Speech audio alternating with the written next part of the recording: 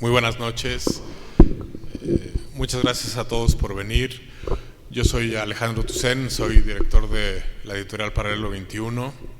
Estamos muy contentos de presentar hoy el libro Solo ustedes lo saben, de Silvia Cuesi. En primer lugar, quiero agradecer al instituto, a su director, el doctor Pedro Salmerón, y muy especialmente a David Guerrero, con quien nos une una relación profesional y editorial muy simbólica, porque el primer libro de la editorial, no sé si, yo creo que poca gente lo sabe, pero el primer libro de la editorial nació aquí, nació en el patio que está aquí atrás en el año 2008, porque justo estábamos como país preparando las actividades sobre el Bicentenario para festejar los 100 y los 200 años y justamente el tema de esa conferencia era 1808 y la importancia de los precursores de la independencia. Talamantes, Primo de Verdad, etcétera, eran los personajes principales de esa conferencia.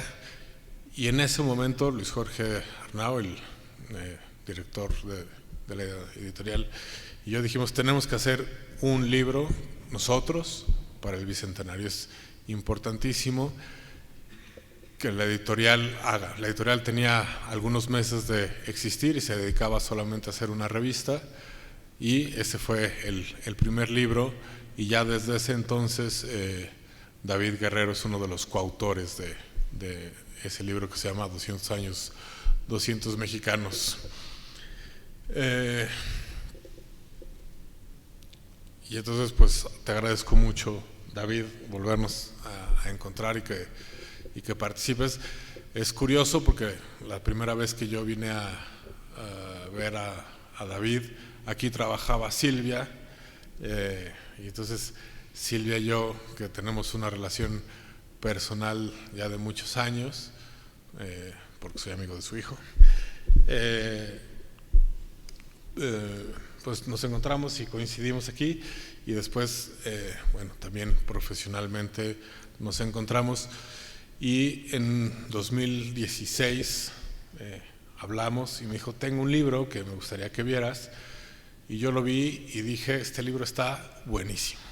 La verdad es que cuando ustedes lo abran, muy probablemente los atrape desde la primera frase, porque el libro empieza, me carga la chingada. Entonces, pues algo dirá, algo de fuerza tiene el libro.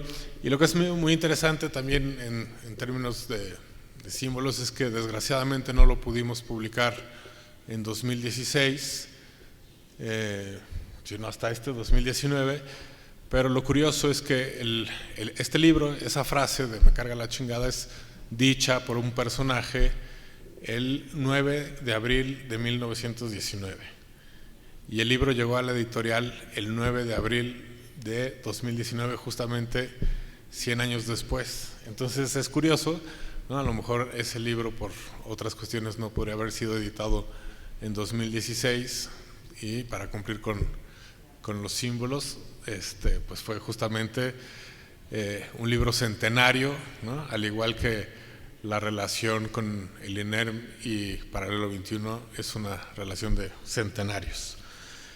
En la mesa, bueno, además de Silvia, nos acompaña Natalia Rodríguez Priego. Natalia es editora en Paralelo 21 y va a leer un texto de autoría de Luis Bernardo Pérez, quien desgraciadamente no nos pudo acompañar el día de hoy por cuestiones de salud. Luis Bernardo es un gran amigo de Silvia, es cuentista, es novelista, es periodista cultural y también es un gran editor que entre otras empresas trabajó en Editorial Océano. David Guerrero es historiador con estudios de licenciatura y maestría por la Universidad Nacional Autónoma de México. Es actualmente director de difusión y divulgación del INERM. y autor de artículos académicos y de divulgaciones relacionadas con la historia mexicana del siglo XIX.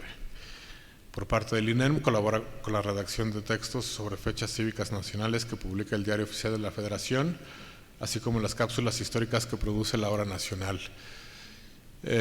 Bueno, David además es un gran amigo y yo les recomiendo ampliamente, se lo acabo de decir a él, que lo lean porque es un excelente divulgador de la ciencia, de la historia, y si alguien no se ha apasionado todavía por la historia, bueno, seguramente leyendo a David lo hará.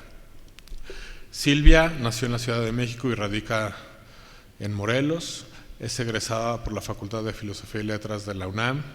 Por más de 3 décadas se ha dedicado a la divulgación de la historia como investigadora independiente. En la actualidad colabora en la revista Bicentenario del Instituto Mora, donde publica textos de ficción sobre personajes históricos.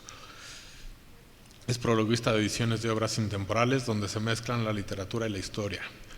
Como traductora e investigadora se desempeñó en el Instituto Nacional de Estudios Históricos de las Revoluciones de México y en el Colegio de México. Es autora del libro Visita al Paraíso, que obtuvo el Premio Nacional de Cuento Efrén Hernández 2009, de los relatos históricos novelados Diario de Mercedes y Diario de Elodia, y de biografías de Emiliano Zapata, Silvestre Revueltas y Carlos Chávez. Algunos de sus títulos figuran en la bibliografía oficial de la Secretaría de Educación Pública. Ha participado en diversas antologías de cuentos y relatos literarios, así como de divulgación histórica. Tiene libros inéditos y trabaja de manera incansable en una novela histórica ambientada durante la intervención francesa. Voy a dejar que hablen los expertos. Yo lo que tengo que decir sobre el libro es que es un libro muy interesante y que vuelve a poner sobre la mesa una discusión que será interminable porque los puntos de vista a lo mejor difícilmente se ponen de acuerdo, ¿no? Pero es cuál es la línea que separa la ficción y la historia, la ciencia y la literatura. Y aquí lo que a mí me gusta mucho del libro de Silvia es que Silvia es historiadora y es cuentista. Entonces, a veces se permite tomar licencias para saltarse la historia, pero lo hace conscientemente. Entonces, eso le da muchísima veracidad a los cuentos. Y por otro lado, ¿no? Desmitifica a los personajes que solemos leer en la historia como los grandes héroes nacionales o los grandes personajes de nuestra historia. Y eso lo hace muy interesante, ¿no? Zapata, de quien además estamos celebrando el centenario de su muerte, hoy es un año importante. Bueno, este libro justamente empieza con un libro de Zapata, con un cuento en donde Zapata está cavilando un día antes de que lo asesinen, porque siente que lo van a traicionar y está sintiendo de alguna manera la muerte ya que le llega, ¿no?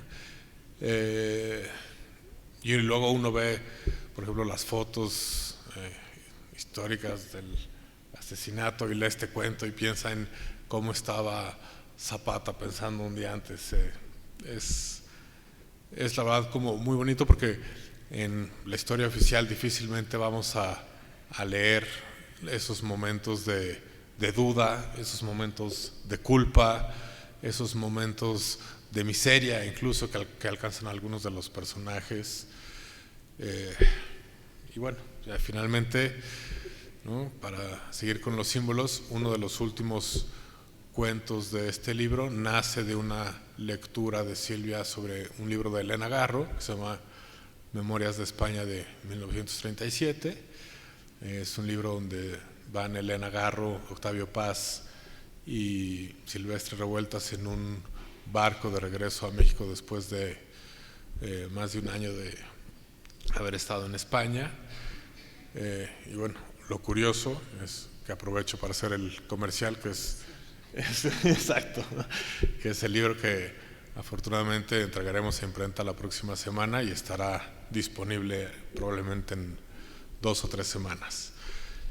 Bueno, no me quiero extender más, prefiero que hablen y te cedo la palabra a Natalia, por favor. Tiene un botón.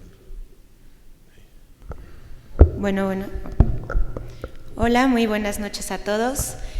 Como les dijo Alejandro, Luis Bernardo no va a poder estar aquí por una cuestión de salud, pero en su representación leeré un texto maravilloso que nos envió en torno al libro de Silvia Coesi. Él, también como leyó Alejandro en su semblanza, es un gran escritor que ha abordado diversos géneros literarios, también es editor. Entonces su texto y su visión y aportación con el texto que escribió es la visión literaria del libro, y David dirá más la parte histórica para ya después entrar en, yo diría, polémica en torno a estos dos géneros que Silvia los trabaja con gran maestría. Y también como editora y lectora de Solo Ustedes Lo Saben, realmente los invito a sumergirse en estos cuentos, en estos personajes que son los personajes con los que hemos crecido, con los que hemos vivido, personajes históricos, como decía Alejandro, mitificados hasta cierto punto, maniqueos en el sentido de o son héroes o son villanos de la historia, y Silvia los muestra despojados de esos papeles o de esos disfraces, de esos adjetivos, y los muestra como personas comunes y corrientes que lo eran en momentos difíciles de su vida y momentos difíciles que determinaron la historia de México al fin y al cabo. Y bueno, esa es como mi invitación a ustedes a leer este maravilloso libro que desde el punto de vista literario, porque no soy historiadora, les digo que es una maravilla, es de una narrativa muy sensible, muy poética en muchas de sus metáforas también, y es una narrativa que te permite estar en los zapatos de esos personajes, que no importa si ya es Zapata, si es Maximiliano, si es Madero, es uno más que bien podría ser cualquiera de nosotros. Bueno, pues leo el texto de Luis Bernardo. Se titula Ficción histórica, historia ficcionalizada. En torno a Solo Ustedes Lo Saben, de Silvia L. Coesi. La realidad es un flujo desordenado y continuo, una corriente sin principio ni final, sin una forma determinada. Es un todo en perpetuo e imparable movimiento y del que formamos parte los seres humanos. Es ese río del que hablaba Heráclito, en cuyas aguas no nos podemos bañar dos veces.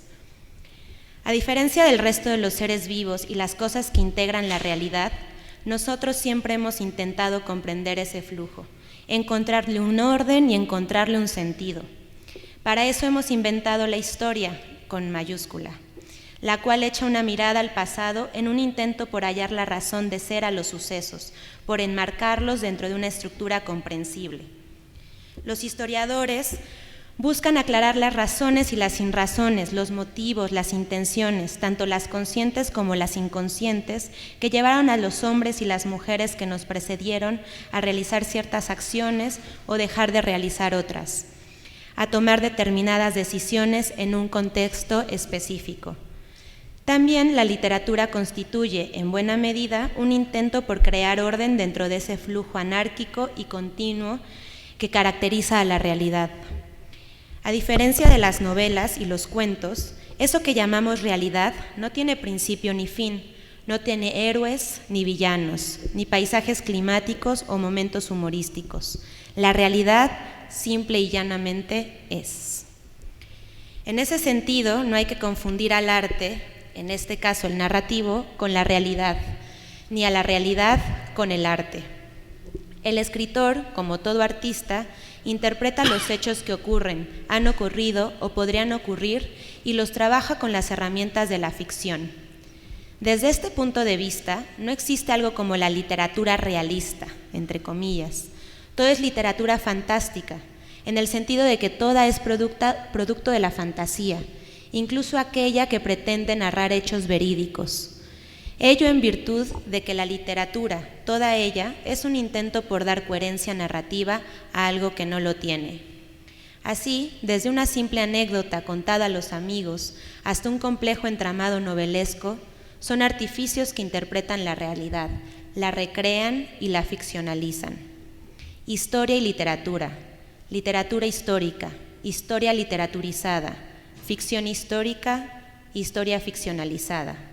A lo largo del tiempo han existido innumerables intentos de crear literatura a partir de la historia y de crear historia valiéndose de los instrumentos de la narrativa.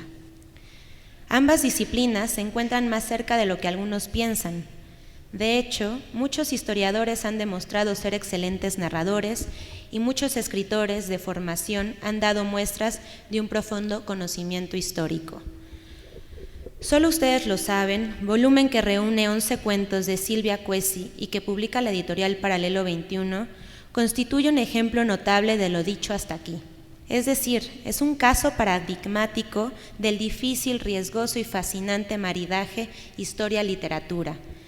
Cada una de las breves piezas aquí presentadas toman como base algún personaje de la historia nacional y nos lo muestran en algún momento de su itinerario vital. Las pretensiones de la autora van más allá del lugar común consistente en mostrarnos la parte humana, del prócer o recrear hechos históricos despojándolos de un tono ensayístico o académico. Lo que parece haber intentado Silvia es mucho más desafiante y atractivo, al menos desde mi punto de vista.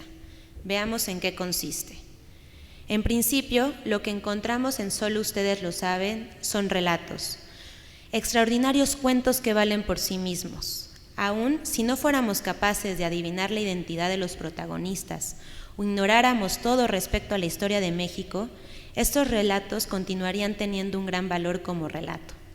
Ello en la medida en la que muestran a personajes que encarnan las pasiones humanas y que se enfrentan a los dilemas, contradicciones y perplejidades de los hombres y las mujeres en general. Silvia nos muestra individuos que, más allá de su dimensión histórica y sus peculiaridades individuales, representan a la condición humana, con sus luces y sus sombras, con sus grandezas y sobre todo con sus miserias. En tal caso, la obra que hoy nos ocupa es una muestra del indiscutible talento de Silvia Cuesi como escritora, en su dominio de la voz narrativa, del tono, el ritmo, el suspense y los desenlaces sorpresivos. Es, en otras palabras, literatura de alta calidad. Pero no solo esto, Solo ustedes lo saben, es una prueba de los conocimientos históricos de Cuesi y de su capacidad para utilizarlos como base de su escritura. Cada uno de estos relatos posee un sólido fundamento. Gran parte de lo que aquí se narra es absolutamente cierto, aunque a veces, como en el caso del texto que da título al volumen, es decir, solo ustedes lo saben, resulte difícil de creer. La autora retoma sucesos verídicos, algunos muy poco conocidos, para adentrarse en ellos mediante los recursos propios de la narrativa. Lo interesante aquí es que la autora no se limita a recrear literariamente hechos históricos, más allá de la simple crónica o de la utilización de personajes y hechos reales para crear situaciones ficticias. Silvia nos entrega inteligentes reflexiones sobre nuestro pasado, en las cuales los personajes se hallan enfrentados ante las consecuencias de sus actos, o bien intentan desentrañar las razones que los llevaron a determinada situación. En algunos casos, la autora ofrece giros argumentales inesperados que ofrecen una explicación alternativa a la que nos enseñaron en la escuela y que resulta consistente con las premisas de las que parte la autora, tal y como ocurre en los cuentos 9 de abril, la víspera, o en Tras las gafas. En el primero de ellos nos encontramos con un Zapata desencantado que rumia su último y definitivo golpe de machete ante una realidad que parece haberlo rebasado. En el segundo nos encontramos con un Victoriano Huerta capaz de convertir en ventaja política incluso aquellas iniquidades de las que no es responsable directo. En otros casos sorprende la elección del punto de vista usado para relatar los hechos. Por ejemplo, el insólito narrador de Cosa de todos los días, en este último texto es mi favorito y estoy seguro de que el maestro Fernando del Paso lo hubiera aprobado. Algunas de las piezas que componen este libro ya las conocía, pues las leí en las páginas de la excelente revista de divulgación histórica Bicentenario. Tal es el caso de los cuentos Negrita Linda y Ay, mi traje negro. En su momento me gustaron, pero al volver sobre ellas me atrajeron aún más. Ello en razón de que, al formar parte de un conjunto coherente y al leerlas junto con el resto de las historias que forman este libro, adquieren una mayor fuerza y una mayor significación. Son los componentes de un empeño narrativo consistente y tenaz de la autora que se esfuerza por comprender el pasado mexicano desde la perspectiva del arte, la imaginación y el juego. Solo ustedes lo saben, es un libro que interesará no solo a los apasionados de la historia de México, sino también a todos aquellos que disfrutan con un relato bien concebido y, mejor aún, bien contado. Les aseguro que su lectura no solo les resultará iluminadora, sino, sobre todo, sumamente divertida. Gracias.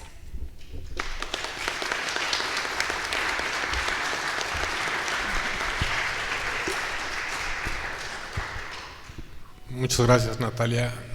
Ahora cedo el micrófono a David. Quiero aprovechar nada más para hacer un énfasis en las últimas palabras del texto de Luis Bernardo, porque lo comentamos Natalia y yo, y es algo que nos pasó a los dos. Como editor tienes que leer más de una vez el cuento, y los cuentos de Silvia tienen una fuerza que de verdad les recomiendo que lean el libro no solo una vez, sino a lo mejor 2 o 3, porque el cuento de pronto crece en uno mismo, se enamora más, ¿no? O sea, de por sí los cuentos como que se te quedan en la cabeza, los cuentos de Silvia, se te quedan en la cabeza y los piensas.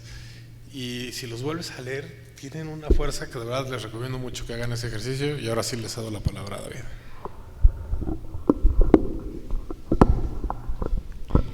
Muchas gracias, Alejandro, muchas gracias, Silvia, por invitarme a participar en esta mesa de comentarios sobre una obra que, como todas, tienen siempre algo interesante que decirnos. Efectivamente, como señaló en principio Alejandro Toussaint, parece que el INER tiene una fuerza de reunión magnética o una cosa así, porque aquí justamente nos conocimos Alejandro y yo, también a Silvia Cuesi, recién entré yo a trabajar en este instituto, ella laboraba aquí y coincidimos en algún momento, y bueno, pues ahora a la vuelta del tiempo, 11 años después, volvemos a reunirnos. Qué bueno que no somos los mosqueteros, porque tendremos que hablar de 20 años después. Por lo demás diré que qué bueno que conocí a Alejandro, porque en algún momento tuvo el aplomo y el valor de decirme: oye, me conviene trabajar en el INER, y afortunadamente me hizo caso y sigue editando libros. Eso es algo que conviene dirigir a las personas de acuerdo con sus talentos.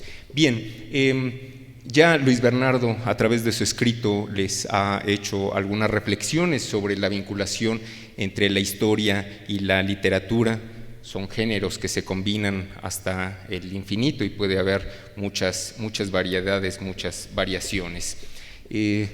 Lo primero que puedo decir es que al ver el libro, la portada, llaman poderosamente la atención 3 elementos. Por supuesto, la autora, que es la que da lugar al trabajo. En segundo lugar, el título. ¿Cuántas veces no nos hemos debatido? ¿Cuántas veces no hemos reflexionado? ¿Qué hizo un autor para ponerle el título al libro? Si ustedes lo ven, es un título que captura. Solo ustedes lo saben. Y uno que no lo sabe quiere participar en eso. También uno quiere ser de esos que solo nosotros lo sabemos.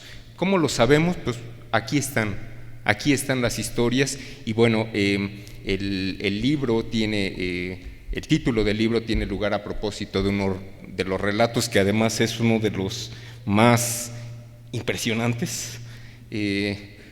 Tan impresionantes, por supuesto, yo no soy especialista en la vida de Ignacio de la Torre y Mier, pero después de leer el libro como historiador dije: ¿a poco esto fue verdad? Y me puso a leer sobre la vida de este personaje, y pues me quedé pasmado de ver que algo había ocurrido históricamente, siendo que muchas veces son notas que aparecen en la nota roja y uno no la lee porque son periódicos que uno no atiende, pero que sabe que existen.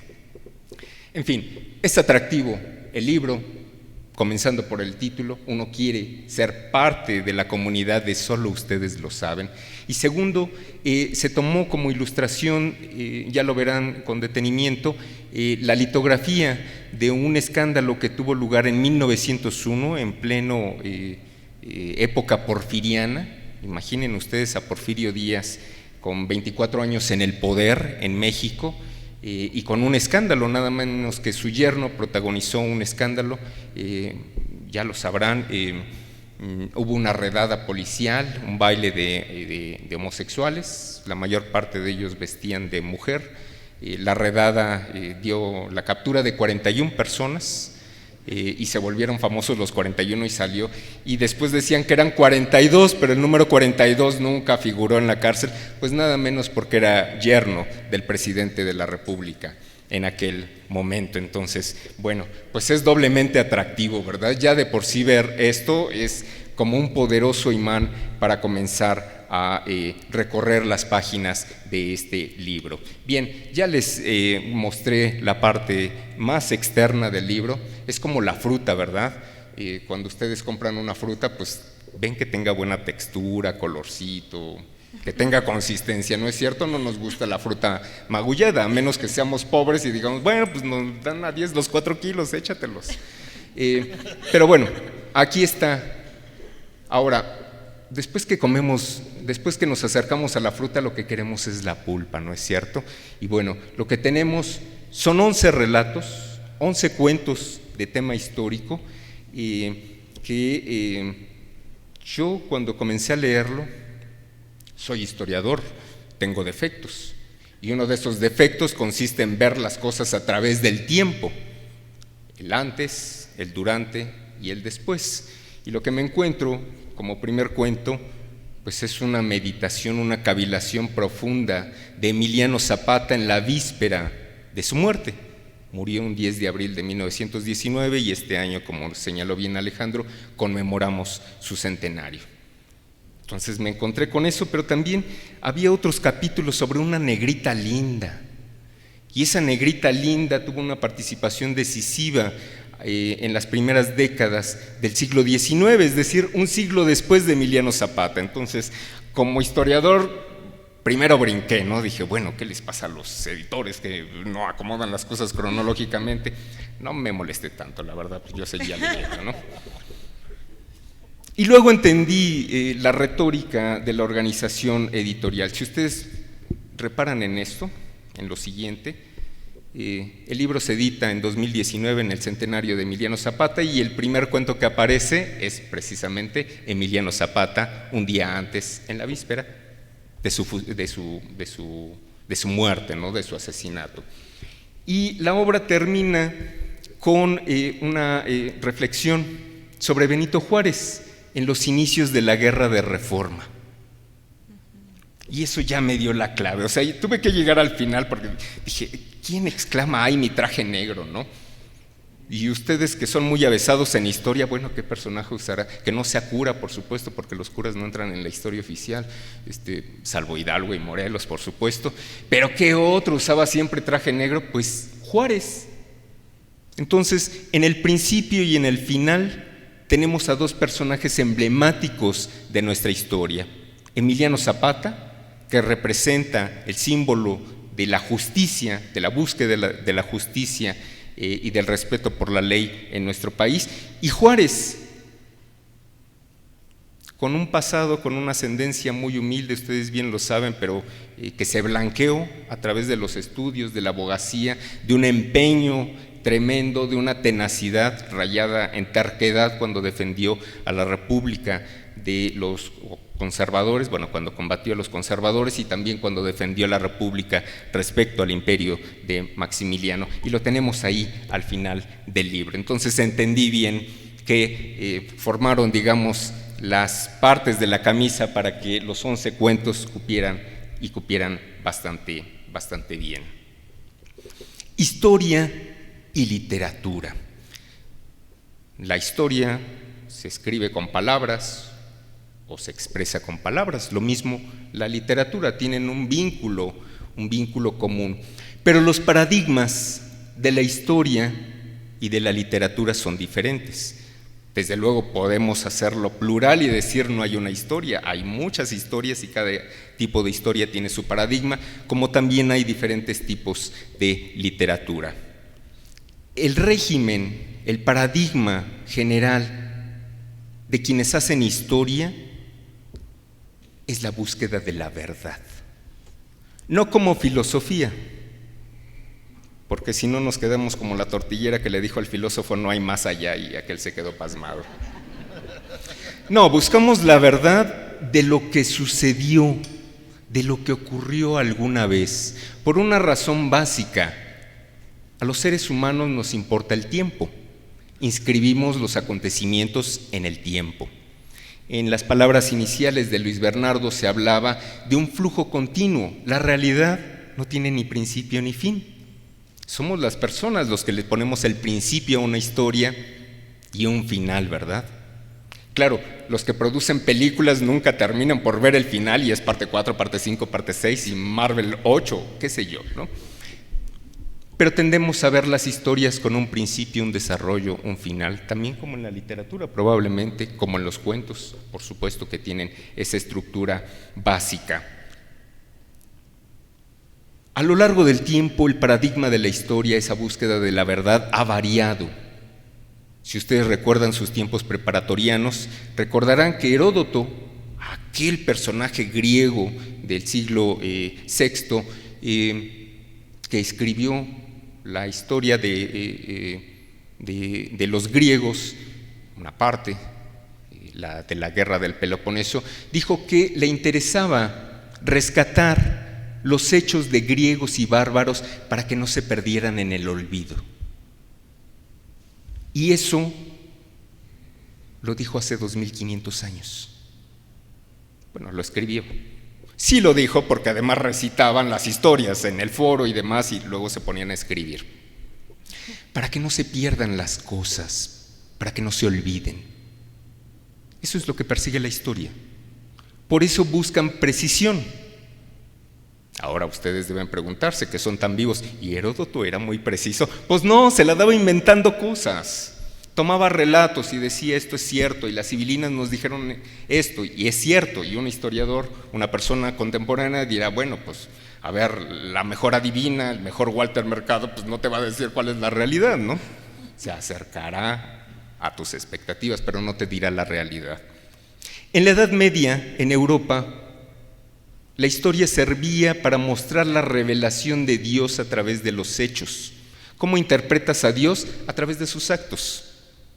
Y los actos están reflejados en la historia humana. No llueve, hay sequía, hay contingencia ambiental, Dios nos está castigando, ¿no? Hay que portarse mejor. Ojalá pensáramos así, ¿no? Comenzaríamos a portarnos mejor desde ya mismo. Ese paradigma, por supuesto, cambió. Estoy haciendo saltos impresionantes, pero me recuerdo también de un historiador alemán, fundador del positivismo, Leopold von Ranke, que escribió una historia densa sobre los papas, historia de los papas, historia de 12 papas. El régimen de verdad para Ranke era que los historiadores solamente debían decir lo que verdaderamente sucedió. No mentiras, no ficciones, no argumentos, solamente lo que sucedió, con base en los documentos, los testimonios, las evidencias. Fuera de Ranke les diría no solamente los documentos, los libros, las evidencias, las autobiografías, también las imágenes, también el cine, también la música, también la cultura material. Todo puede ser incluido en el ámbito de la historia. Lo que verdaderamente sucedió. ¿Qué tarea nos dejó Leopold von Ranke? ¿Cómo vamos a saber lo que verdaderamente sucedió si muchas veces los propios actores históricos no saben ni qué sucedió? Podrán decir, pero ahí están los documentos, ahí están los informes, ahí están las estadísticas. Las estadísticas son objetivas, son números. Sí, ¿cuál es el criterio de selección? Hay un punto de subjetividad constante que nos lleva a dudar de si los historiadores dicen siempre la verdad, no porque no quieran decirla, sino porque se escapa. Ahora, ese es el régimen de verdad de los historiadores. Queremos documentar el pasado y dar cuenta fidedigna, sin trampas, sin mentiras. Eso los historiadores científicos. Los que no falsean de lo lindo, ¿no? Y van ahí con sus amores carnales, lo que quieran, y uno se queda impresionado y, oh, ¿poco verdaderamente sucedió? Pues sí, lo dijo él. Igual y no sucedió así. La literatura tiene otro régimen. Como bien lo señaló a distancia Luis Bernardo, la literatura quiere contar algo, quiere articular un relato, quiere atrapar al lector. Por eso es la literatura.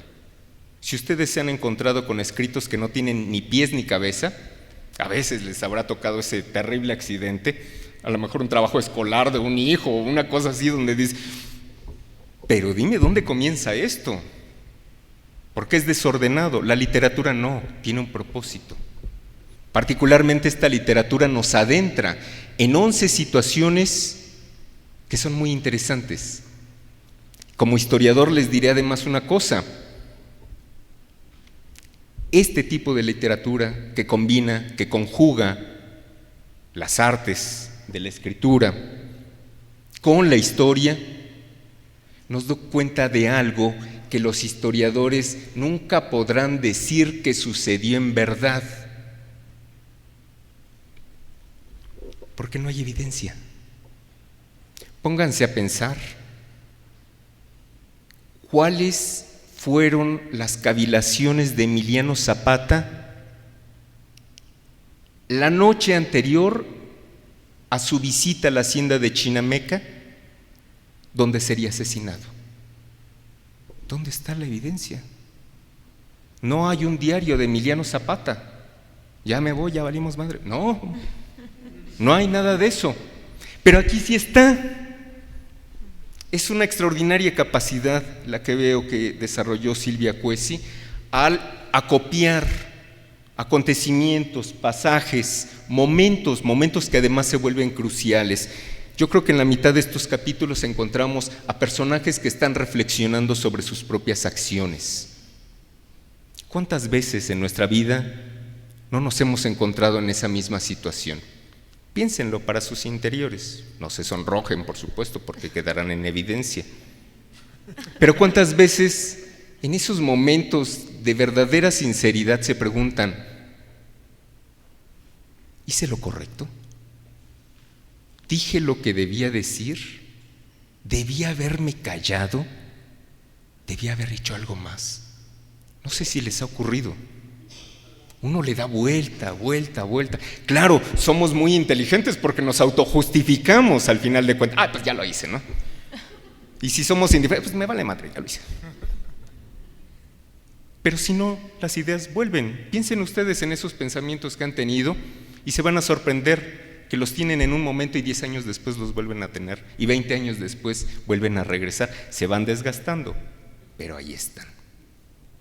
Bueno, son 11 relatos muy interesantes sobre algo que no puede documentar la historia, el pensamiento de los personajes en momentos que son específicos.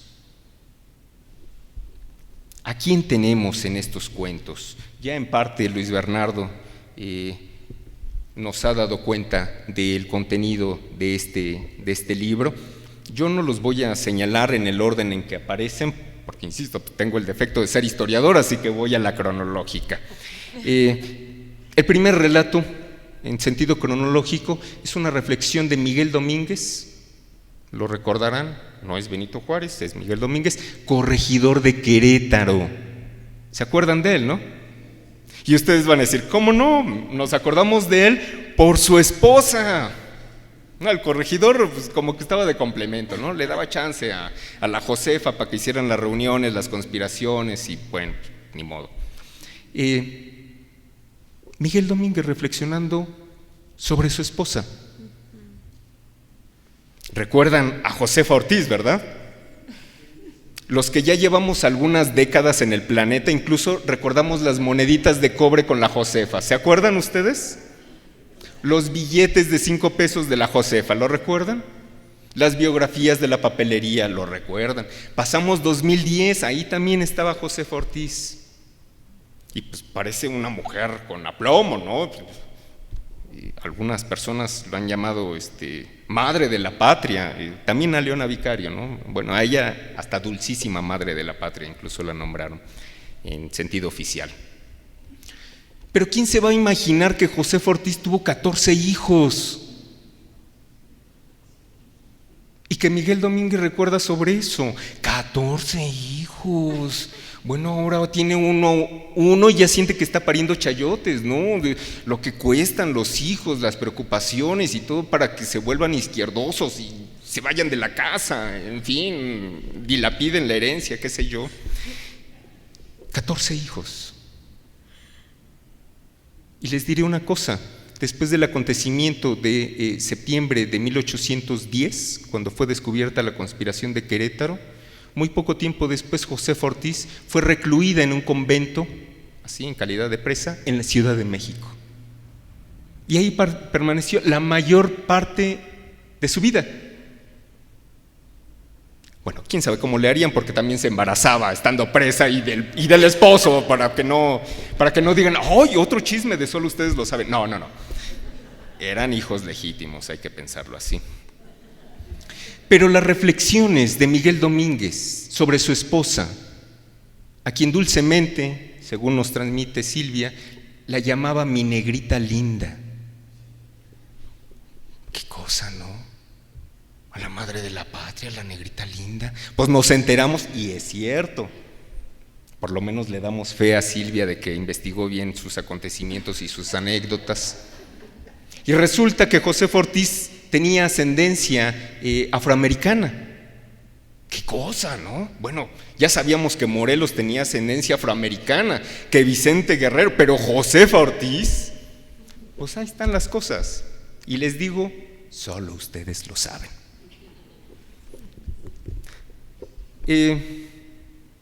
Hay otro cuento.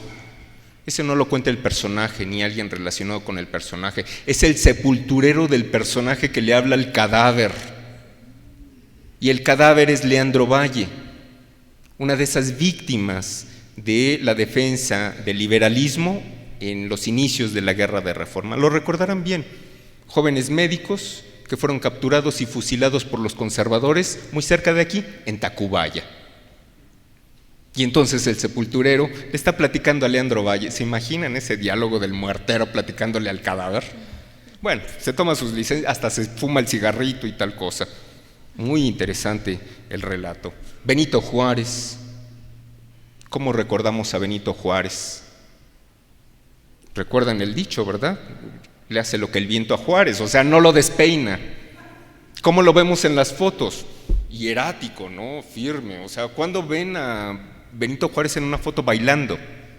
Ni se podía en aquella época, las fotos tardaban 2 minutos en revelarse, así que jamás habrían tomado a alguien en movimiento en esa ocasión. Pero con su traje negro, su sombrerito, sus guantes blancos, ¿no?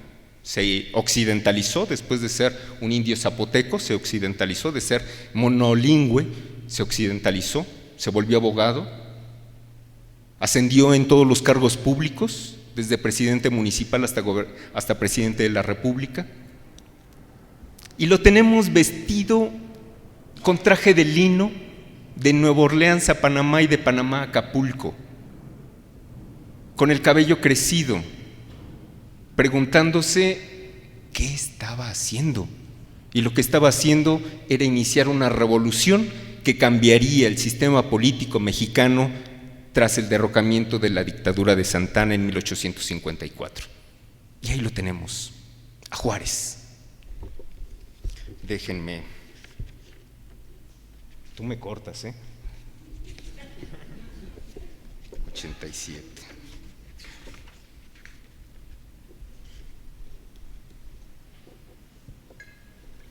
Miren ustedes, de las cavilaciones de Benito Juárez, trepado en el barco. Además, con la insistencia de un abejorro, Juárez escuchaba una vocecilla zumbando en el corazón y los oídos que le decía, piensen ustedes si no se han preguntado eso mismo, ya has vivido tranquilamente, has disfrutado el amor, has formado una familia, fuiste buen gobernador y tu conciencia está tranquila. ¿Qué tienes que perder? Nada, contestaba. ¿Qué tienes que ganar? Quizá nada. Pero valía la pena atizar este rescoldo de juventud que le había nacido en el destierro y se avivaba en su pecho conforme la quilla del barco abría en dos el agua oceánica. Los dilemas, ¿qué voy a hacer? Y en otro momento el propio Juárez dice, la aventura había empezado desde el primer día del exilio. Todo por la causa, indio zapoteca, se dijo al salir de Nueva Orleans, parado frente a un espejo. ¿Cuándo tenemos nuestros momentos de más franca sinceridad? No sé si alguna vez se han encontrado frente al espejo. Para decir, no, ya todos los días y me veo guapo, ¿no? Y me veo guapo, talentoso, exitoso, brillante, envidiable. Pero ¿no se han encontrado algunas veces frente al espejo y no se reconocen? ¿Quién es ese que está frente a mi espejo? ¿Quién es ese que ha hecho ciertas cosas? Bien, hay también relatos que me parecen muy duros. Están las meditaciones de Sofía de Baviera, que fue madre de Maximiliano de Habsburgo. Lo recordarán, ese güerito austriaco de sangre azul que trató de instaurar su imperio en México y que fue combatido precisamente por el indio zapoteca. Y es terrible. Acabamos de pasar el Día de las Madres y decimos, madre solo hay una, y hay algunos que piensan, qué bueno que solo hay una, porque ¿qué hago con dos? Pensamos y tenemos en muy alto concepto a las mamás. Yo creo que muchos tenemos bastante que agradecerles a las mamás, sean como sean, ¿no? No hay escuela de mamás, ni de papás tampoco. Pero una madre que está entre la dureza de ser un estadista y ser una persona a la que le duele perder un hijo, una vez que se entera que ha sido fusilado. Una mujer muy, muy dura. Quiero que vean, que midan, que calen. Aquí es como en el tianguis. Abrimos la sandía, les damos una rebanada para que se queden endulzados y salgan corriendo a comprar el libro. No otro es el propósito de estos comentarios. Este cuento de Sofía de Baviera se llama Amaneceres de Junio. Miren ustedes lo que pensaba Sofía de Baviera, de acuerdo con la interpretación de Silvia Coesi. Esto dice Sofía de Baviera. Al cielo rogué para que el presidente indio no te perdonara la vida, Max. Así, el honor Habsburgo quedaría enaltecido. ¿Le importó? Y de hecho es una frase histórica. Prefiero un hijo muerto que un Habsburgo derrotado. ¡Wow! ¡Qué duro! ¿Puede ser una madre tan estúpida? Desgajar así la existencia de un vástago. El llanto se desata en mis entrañas y tiránicas las pupilas se niegan en saciarlo. Lo confieso, no me importaba tanto tu vida, sino el honor. Desfallezco ante tu incertidumbre por la decisión del indígena. Me ahogo al rumiar la angustia tuya. Llegar a Europa derrotado, demolidos tus sueños, y encontrarte a tu mujer convertida en una demente. ¡Qué cosa, no! ¡Qué dureza! Te prefiero muerto a que regreses derrotado. Pues yo he regresado derrotado a mi casa y aún así me aceptan. Me dan de zapes, pero me aceptan de nuevo. Ok, un momentito más. Bien, finalmente adelantaré el comentario, por supuesto, y las reflexiones de Emiliano Zapata. Los historiadores, no pocos, claro, es un juego intelectual, se han preguntado ¿por qué Zapata fue a Chinameca el 10 de abril de 1919? Si cualquiera podía intuir que lo iban a traicionar, ¿por qué Guajardo no fue al cuartel de Zapata? Sino que fue a la inversa. ¿Qué pensó Zapata la noche anterior? La respuesta nos la da Silvia Cuesi en un cuento extraordinario y solo ustedes lo saben. Muchas gracias.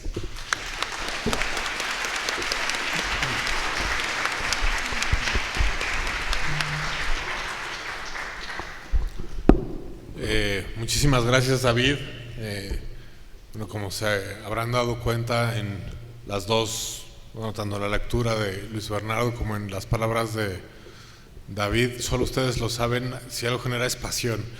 Es pasión por la historia, es pasión por la literatura, y es lo que generan las palabras de Silvia, a quien le cedo el micrófono, y felicidades y gracias por publicar este libro con nosotros, Silvia.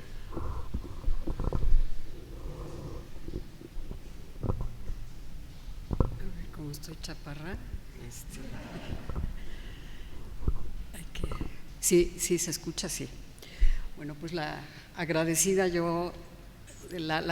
soy yo con ustedes por haber publicado el libro. La verdad me emociona mucho verlo por fin aquí físicamente. Quiero agradecerle a todos ustedes su presencia. Veo que todas las caras que están aquí son... Aquí están todos. Y me da mucho gusto y celebro la coincidencia de que la editorial haya escogido precisamente el INERM para hacer la primera presentación del libro.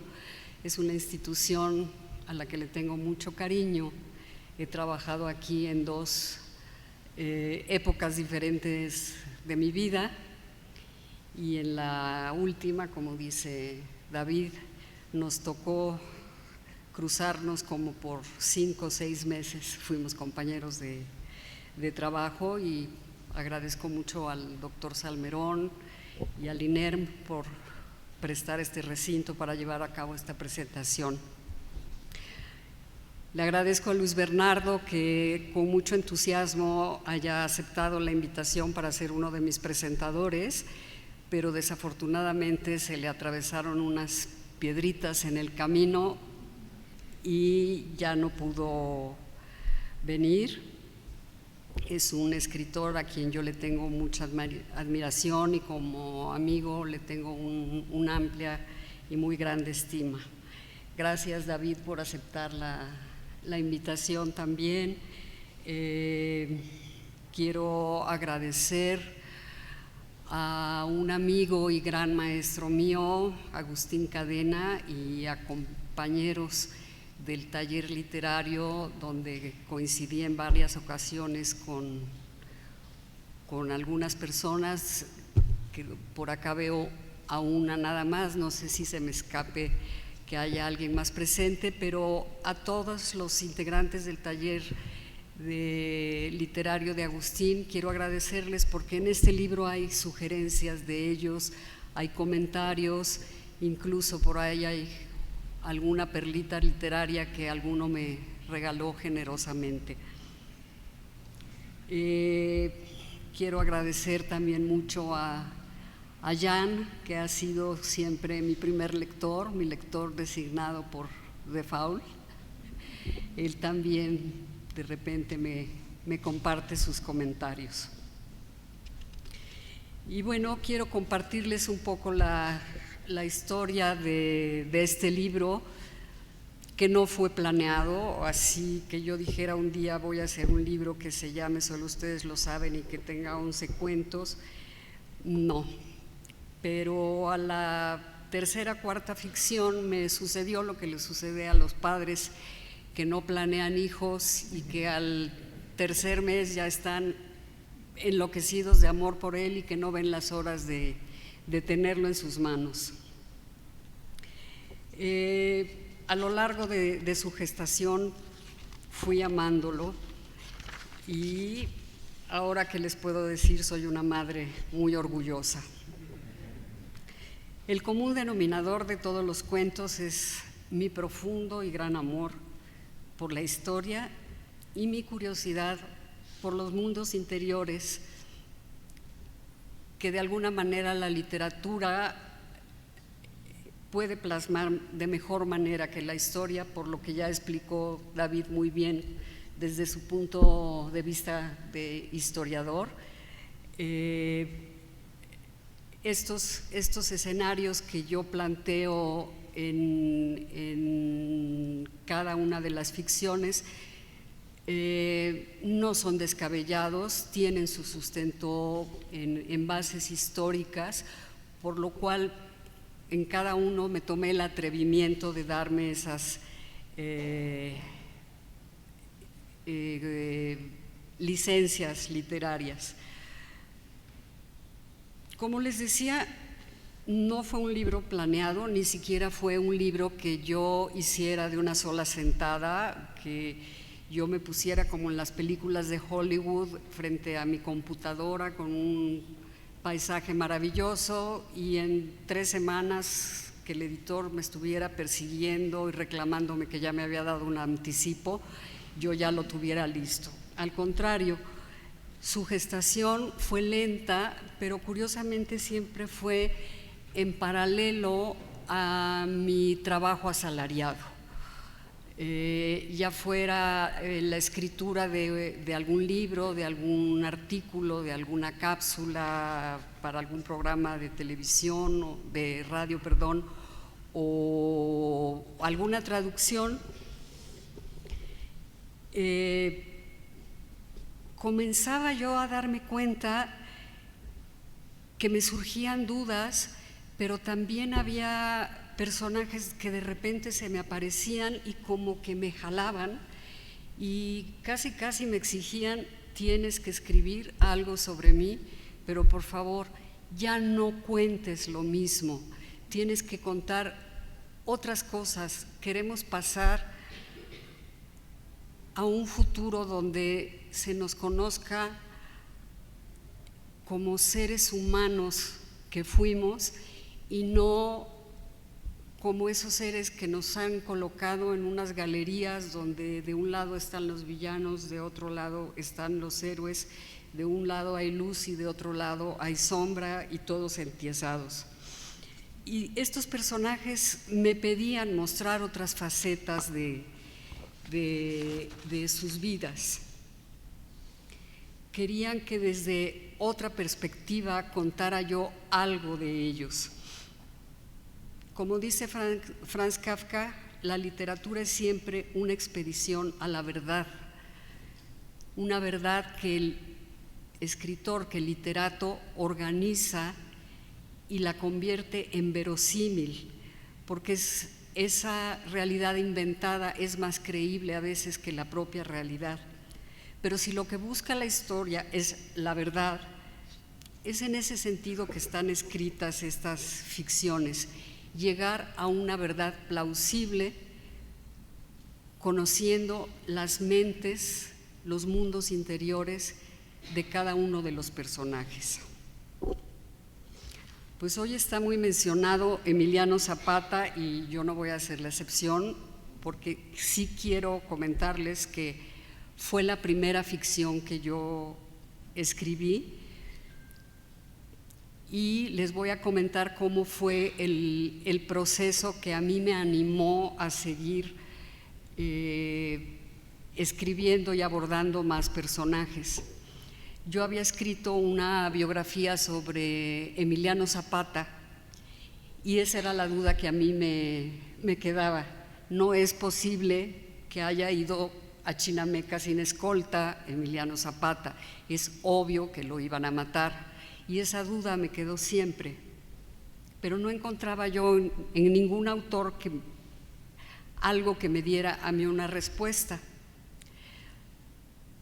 Trabajando aquí en el INERM, precisamente, me ocupaba yo de traducir la obra ensayística del historiador Alan Knight. Y uno de los ensayos que me llamó mucho la atención de él, son ensayos muy difíciles, escritos con un estilo muy difícil de entender, entonces batallaba yo mucho y peleaba yo mucho con cada ensayo, pero uno que, si mal no recuerdo, se llamaba 5 contrafactuales de la Revolución Mexicana, me llamó mucho la atención. Uno de los contrafactuales era precisamente sobre Emiliano Zapata. ¿Qué cosa es un contrafactual? Un contrafactual es un experimento de pensamiento que todos los seres humanos llevamos a cabo todos los días de nuestra vida. Los famosos hubieras, que ya mencionaba también David. ¿Qué hubiera pasado si acepto tal trabajo? ¿Qué hubiera pasado si le digo que sí a fulanito de tal y no a sutanito de tal? ¿Qué hubiera pasado si hubiera yo tenido la oportunidad de ir a tal o cual lugar? Todos estos hubieras, desde escoger una blusa rosa o una verde, siempre está uno con la mente diciendo que a lo mejor hubiera sido lo otro. Entonces, el contrafactual de Alan Knight sobre Zapata era precisamente poniendo el escenario plausible, con las variables plausibles, de que Zapata no sobrevivía, más bien no moría en Chinameca, y llegaba a ser un cacique regional que había pactado con el gobierno,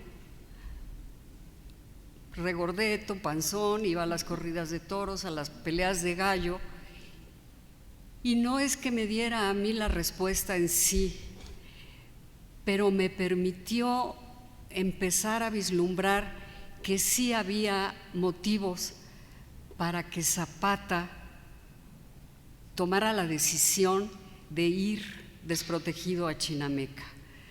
Y aquí empezó la vocecita que oigo: crea una ficción, crea una ficción.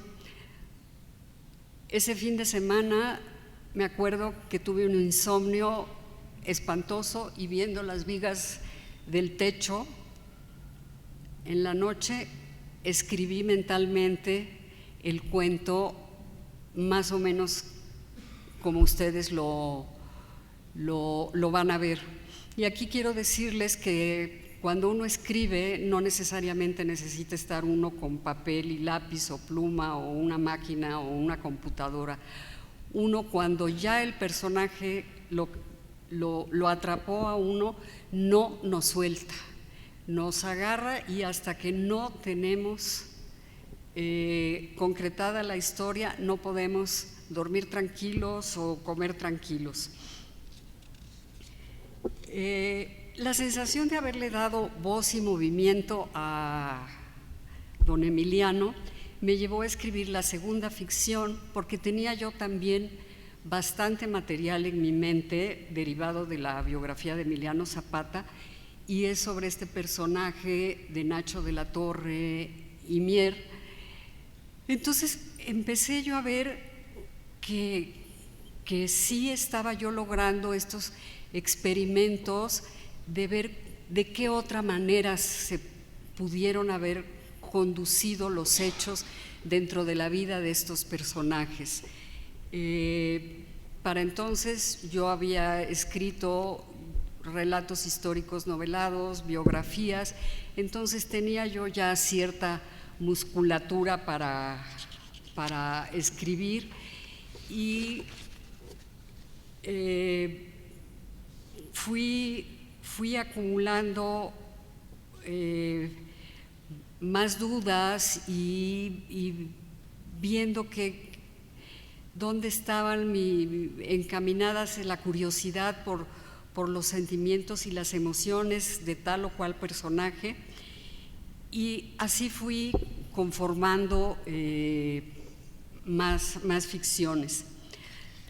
Y de repente me di cuenta que tenía yo atorones, Y la voz narrativa a veces no se me daba tan fácil en unas como en otras, y el de Sofía de Baviera es uno de los que mayor trabajo me costó encontrar la voz narrativa, incluso fueron años. Yo quería escribir sobre esta injusticia de la vida, de esta ironía, porque un día estando con Jan en la iglesia de Matías en Budapest, vi un letrero donde venía la fecha de coronación de Francisco José como rey de los húngaros, y el año de 1867, por supuesto, me brincó. Di unos pasos para alcanzar a Jan, que ya andaba buscando por ahí a Sisi Emperatriz, pero entonces la inscripción me jaló, me regresó, y me di cuenta que era un 8 de junio, y yo dije, no puede ser, y me quedé como petrificada viendo que había solamente 11 días de diferencia entre la coronación de Francisco José, su segunda corona, porque ya tenía la del Imperio Austriaco, y la muerte de Maximiliano, tras haber tratado de ser emperador de los mexicanos. A mí eso me dio un vuelco el corazón y dije, tengo que escribir.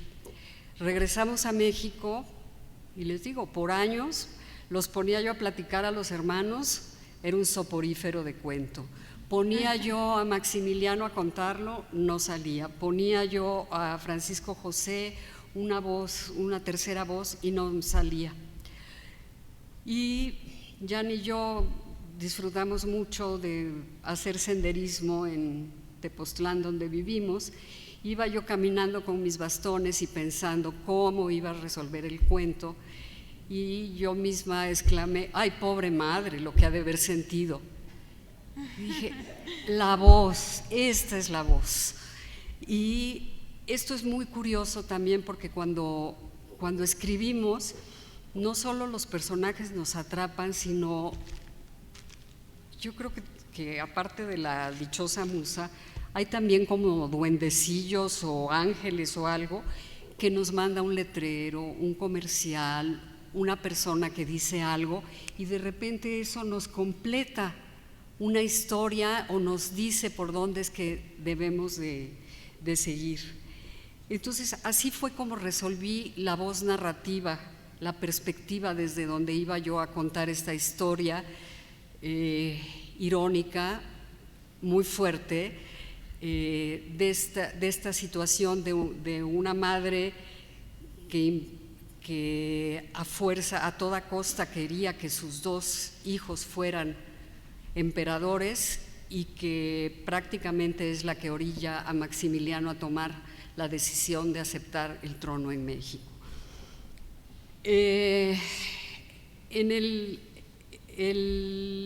Otra dificultad que veía yo a veces en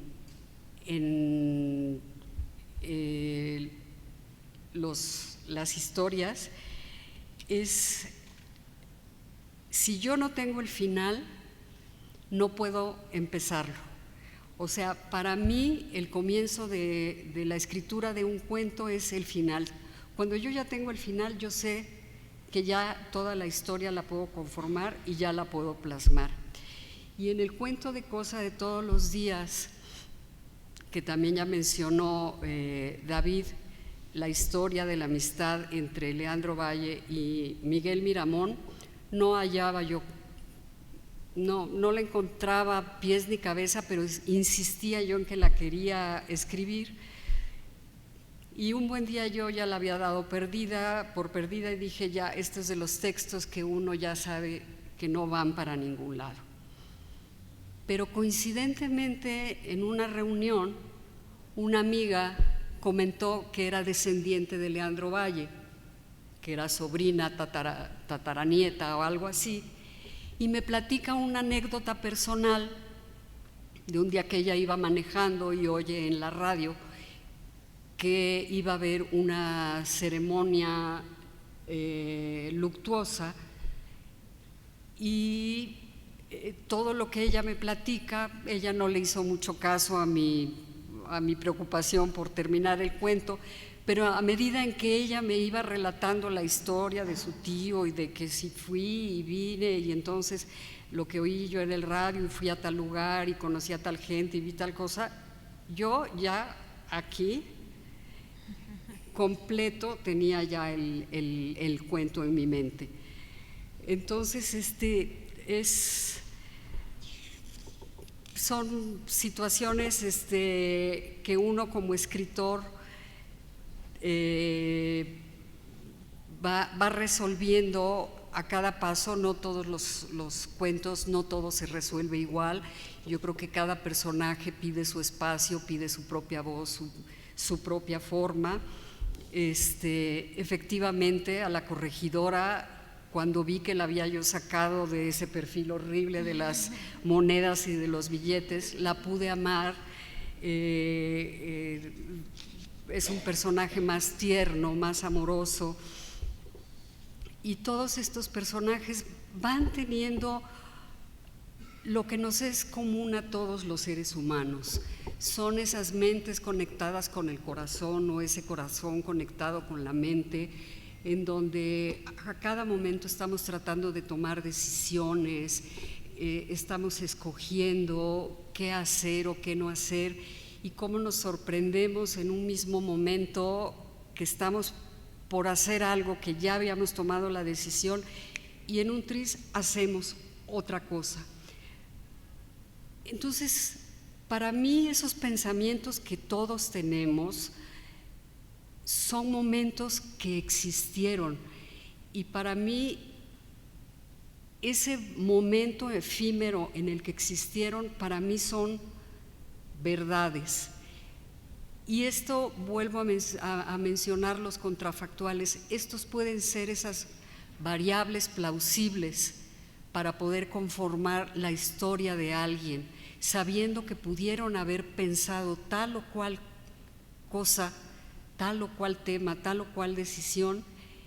Entonces, es de esta manera en que para mí estas ficciones, solo ustedes lo saben, pues sí, solo los personajes lo saben, pero yo intuyo en toda la investigación que cada una de las ficciones tiene, yo intuyo que pudieron haber sido válidas, plausibles,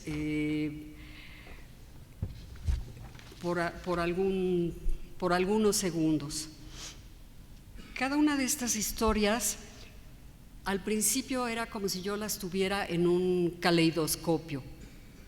A cada giro de caleidoscopio cambiaban las cuentitas y me mostraban una figura distinta, un color distinto. Pero cuando ya vi 4 o 5 juntas, percibí algo que también percibió Luis Bernardo, y fue una dimensionalidad. De repente, una ficción ya no estaba nada más como un mero dato histórico en una historia lineal, que podía ser una línea curvada o con picos, pero al fin línea. No, de repente los personajes ya se movían dentro de un espacio donde cabían olores, sabores, ruidos, arrepentimientos, llantos, una serie de emociones que no son afines a los seres humanos, y eso es lo que me indujo a presentárselos aquí al joven Toussaint, porque yo sentía que al empatizar el lector con el personaje, automáticamente ya no era aquel héroe tieso y perfecto, sino era un ser humano como yo, como ustedes, como todos nosotros, y son los llamados héroes de una historia oficial o historia no oficial. ya podían como moverse en otro espacio, podían estar más a gusto dentro de sus propias vidas. Y entonces en esa dimensionalidad, Zapata puede patear a un cachorrito y hacerlo aullar de dolor. Sofía de Baviera puede volver a oír esa voz de sus hijos diciéndole mamá, con esa entonación que los aristócratas le dan a la palabra mamá. Valle y Miramón pueden jugar a la guerra montados en el lomo de sus compañeros. Huerta puede cavilar lo que está por hacer mientras enciende un cigarrillo. Nacho de la Torre evita a su esposa sin importar sus ruegos. Un paisaje de miseria puede servir de fondo para un sarcasmo del presidente Obregón. El espíritu de Raúl Madero puede anticipar el caos en el que está a punto de convertirse el movimiento de su hermano y vibra dentro de un cajón la ouija.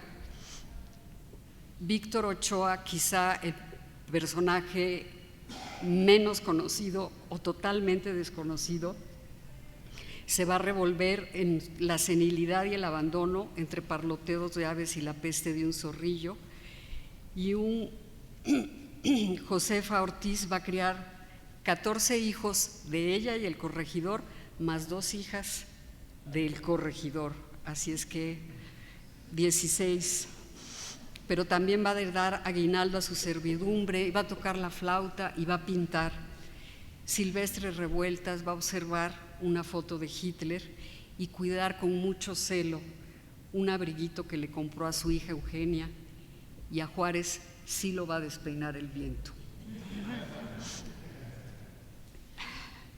Si cada una de estas ficciones son plausibles en un 2%, yo les pido a todos ustedes que les den el beneficio de la duda y por qué no planteen ustedes mismos sus propias respuestas y sus propias inquietudes.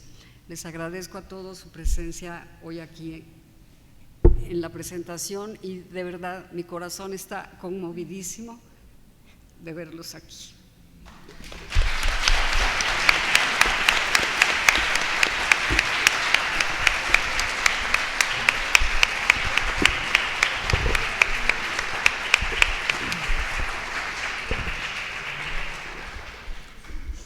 Vamos a dar un breve espacio para preguntas y respuestas.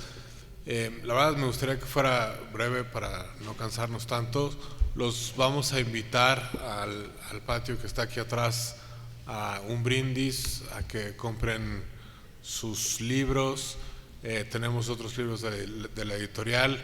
Silvia ha participado con nosotros en un libro que afortunadamente, pero desgraciadamente está agotado porque no lo podemos adquirir hoy, que es Los personajes del virreinato, y que justamente Silvia en ese libro escribe sobre personajes de 1800 a 1809. El que sí tenemos es en el que escribió David Guerrero, aunque es en su versión de bolsillo, El Mexicano del Año. Pero bueno, los invito a que le hagan algún comentario, alguna pregunta breve, por favor, a Silvia, y después a lo mejor lo podemos hacer más personal aquí en el patio. ¿Quieren ir al brindis? Bueno, pues si nadie se anima, Con una copa de vino. pues ya mejor con una copa de vino, a ver si hay alguien que se animó. Monsiváis decía, una preguntita por el amor de Dios.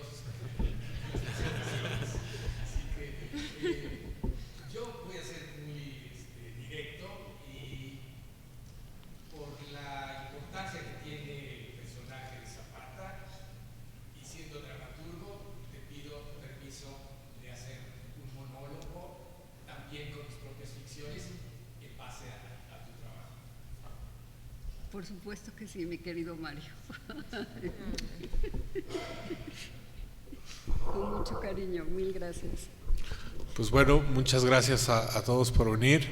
Y Silvia, una vez más te felicito, pero sobre todo quiero agradecerte como lector, porque leer tus cuentos fue un verdadero placer. Muchas gracias. Mil gracias.